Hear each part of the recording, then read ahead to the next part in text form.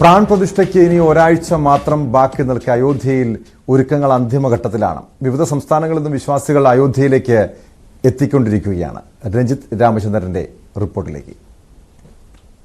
PRAN പ്രതിഷ്ഠ ചടങ്ങിലുള്ള സകലവിധ തയ്യാറെടുപ്പുകളും അയോധ്യയിൽ പൂർത്തിയായി എന്ന് തന്നെ വേണം പറയാൻ. നിർമ്മാണ പ്രവർത്തനങ്ങൾ ഇപ്പോഴും ദ്രുതഗതിയിൽ നടക്കുന്നുണ്ട്. പക്ഷേ അത് പൂർത്തിയാകാൻ ഇനിയും 3-4 വർഷമെടുക്കും. പക്ഷേ അപ്പോഴും 22 നടക്കുന്ന ചടങ്ങ്, അതുമായി ബന്ധപ്പെട്ട പൂജാകർമ്മങ്ങൾ നാളെ ആരംഭിക്കുമെന്നുള്ളതാണ്. 16 മുതൽ 22 വരെ പ്രധാനപ്പെട്ട പൂജകൾ ഈ ക്ഷേത്രത്തിൽ ഇതുമായി ബന്ധപ്പെട്ട് നടക്കും എന്നുള്ള വിവരങ്ങളാണ് ഇപ്പോൾ നമുക്ക് നേരത്തെ തന്നെ ലഭ്യമായിട്ടുള്ളത്.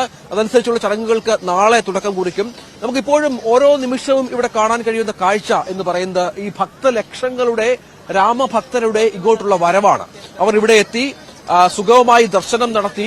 തൊട്ടടുത്തുള്ള ഹനുമാൻ മന്ദിറുണ്ട്. ഹനുമാൻ മന്ദിർ ഇവിടുത്തെ വളരെ പ്രധാനപ്പെട്ട, ഐതിഹ്യപരമായി വളരെ പ്രധാനപ്പെട്ട, നമുക്കറിയാം ശ്രീരാമചന്ദ്രനെയും ലക്ഷ്മണനെയും സ്മരിക്കുന്നവർക്ക് ഹനുമാനെ മറക്കാനാവില്ല. സന്ത സഹചാരിയാണ്.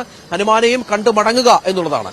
കുടുംബമായി വന്ന് എത്തി ഈ ദർശനം നടത്തി സന്തോഷത്തോടെ മടങ്ങുന്ന നിരവധി ആളുകളെ നമുക്കിവിടെ കാണാം. നമുക്ക് അവരുടെയൊക്കെ ചില ആളുകളൊക്കെ സംസാരിക്കുകയും ചെയ്യാം. जीवन का सबसे बड़ा सुखद समय हमारा आज है। अयोध्या में हम हनुमान जी के मंदिर हनुमानगढ़ी गए हैं, सरयू माता के दर्शन करने गए हैं और श्री राम लला के मंदिर में भगवान के चरणों में सिर झुका कर आए हैं। हाँ, बहुत खुशी है हमें। हमारी इच्छा थी कि हम वहाँ पे जाके आए, तो फिर हमें यहाँ पे आए। यहाँ आके हमें बहुत खुशी मिली। जय सिया राम। അങ്ങനെ ഈ വരുന്നവരൊക്കെ ഏറെ സന്തോഷത്തോടുകൂടിയാണ് മടങ്ങുന്നത് എന്നുള്ളതാണ്. ഇവിടെ നമ്മളറിയാം, വർഷങ്ങളായുള്ള പല ആളുകളുടെയും കാത്തിരിപ്പാണ് യാഥാർത്ഥ്യമാകാൻ പോകുന്നത്. 22-ന് പ്രധാനമന്ത്രി നരേന്ദ്രമോദിയും യോഗിയും മറ്റ് വിവിധ മേഖലകളിലുള്ള പ്രമുഖരും പങ്കെടുക്കുന്ന അതിവിശിഷ്ടമായ ഒരു ചടങ്ങിന് സാക്ഷ്യം വഹിക്കാൻ പോകുന്നു. ലോകം മുഴുവൻ അയോധ്യയിലേക്ക് ഉറ്റുനോക്കുകയാണ്. കാരണം അയോധ്യ എപ്പോഴും ഭാരത ചരിത്രത്തിൽ വളരെ പ്രധാനപ്പെട്ട ഒരു ഏടാണ്. അത് സാക്ഷാത്കരിക്കാൻ പോകുന്ന ഒരു പശ്ചാത്തലം കൂടി ഒരുങ്ങുന്നു. അത് ഈ സമയത്ത് ഇത് സംഭവിക്കുന്നു എന്നുള്ളതും വളരെ പ്രധാനപ്പെട്ട ഒന്നായി മാറുന്നുണ്ട്. അങ്ങനെ അയോധ്യ രാമക്ഷേത്രത്തിന്റെ പ്രതിഷ്ഠാ ചടങ്ങിനുള്ള എല്ലാ ഒരുക്കങ്ങളും അന്തിമഘട്ടത്തിലാണ്. ഇവിടുത്തെ ഹോട്ടലുകളെല്ലാം പൂർണ്ണമായും ബുക്കിംഗ് പൂർത്തിയായി കഴിഞ്ഞു. നമുക്കറിയാം 15,000-ഓളം ആളുകൾ പങ്കെടുക്കും 22-ന്. പൊതുജനങ്ങളോട് ഇങ്ങോട്ടേക്ക് വരരുത് എന്ന് സർക്കാർ അടക്കം ആവശ്യപ്പെട്ടിട്ടുണ്ട്. രാമക്ഷേത്ര ട്രസ്റ്റ് അടക്കം ആവശ്യപ്പെട്ടിട്ടുണ്ട്. അതുകൊണ്ട് തന്നെ ഈ വരുന്നവർക്കുള്ള പ്രത്യേക തരത്തിലുള്ള താമസ സൗകര്യങ്ങൾ ഒരുക്കിയിട്ടുണ്ട്. അത് സർക്കാർ തന്നെ നേരിട്ടാണ് ഇവിടുത്തെ പല ഹോട്ടലുകളും ഏറ്റെടുത്ത് താമസത്തിനുള്ള സൗകര്യങ്ങൾ ഒരുക്കിയിരിക്കുന്നത്. സുരക്ഷയുടെ കാര്യത്തിൽ യാതൊരു വിട്ടുവീഴ്ചയുമില്ല. അതീവ സുരക്ഷാ മേഖലയായി അയോധ്യ പ്രഖ്യാപിച്ചിട്ടുണ്ട്. റെഡ് സോണാണ് ഇവിടെ. നാളെ മുതൽ സുരക്ഷാ സന്നാഹങ്ങൾ വർദ്ധിപ്പിക്കുമെന്നുള്ള പ്രഖ്യാപനമുണ്ടായിട്ടുണ്ട്.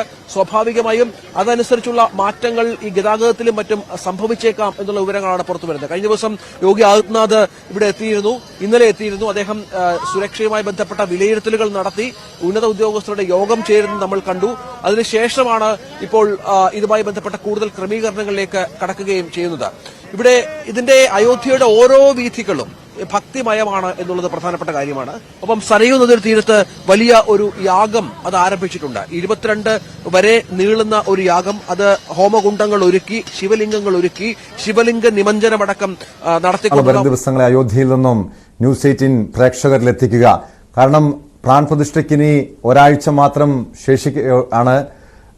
വലിയ രീതിയിൽ സുരക്ഷാ ക്രമീകരണങ്ങൾ ശക്തമാക്കിയിരിക്കുന്നു. എന്തായാലും വർഷങ്ങൾ നീണ്ട കാത്തിരിപ്പാണ് ഫലമണിയുന്നത്. സ്പോട്ട് ലൈവ് പൂർണ്ണമാകുന്നു. നമസ്കാരം.